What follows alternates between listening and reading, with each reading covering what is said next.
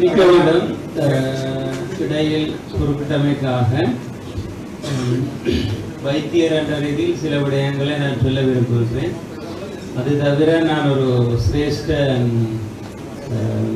உத்தியோகத்தராக இந்த பகுதியில் கடமையாற்றுகின்றேன்.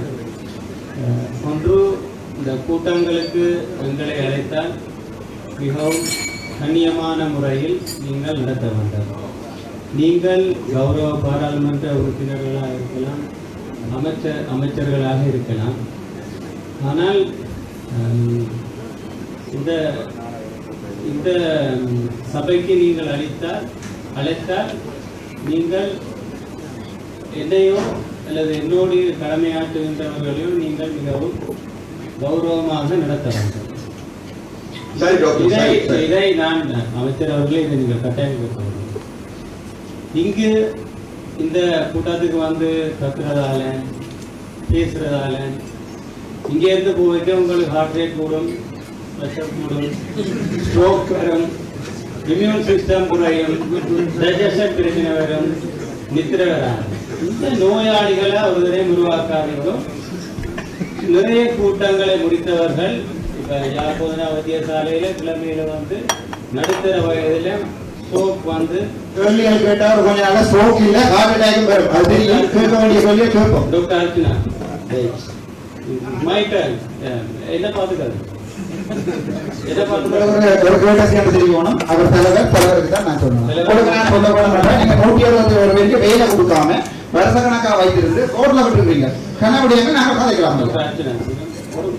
உங்களுக்கு எனக்கும் வழக்கு நடந்து இங்க அந்த வழக்கு நடக்கிறது. நீங்க இந்த பேரை சொல்லவே இயலாது.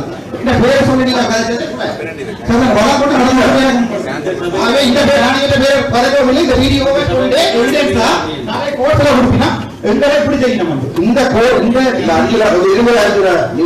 பேசுறீங்க, நாங்க பேசுற குழுக்களே இது முக்கியமான பிரச்சனை. ஏனென்றால் நான் 2002ஆம் ஆண்டு கிளிநொச்சியில அத்தியாவசிய சேவைக்குழு கூட்டத்திலேருந்து கடந்து வந்து கொண்டே இருக்கேன்.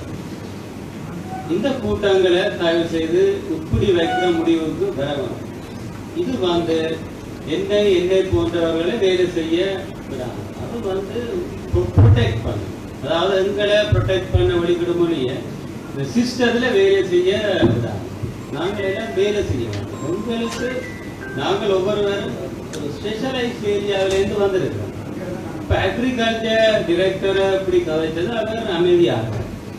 டாக்டர் கேதீஸ்வரன் ஒரு சீனியர் அட்மினிஸ்ட்ரேட்டர், அவர் அவர் பதட்டமாக பதில் அளிக்க முடியாத வகையில்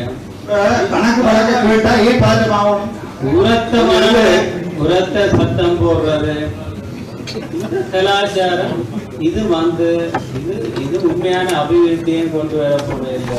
ஒரு ஹெல்த்திய சொசைட்டியும் கொண்டு வர போறதில்லை.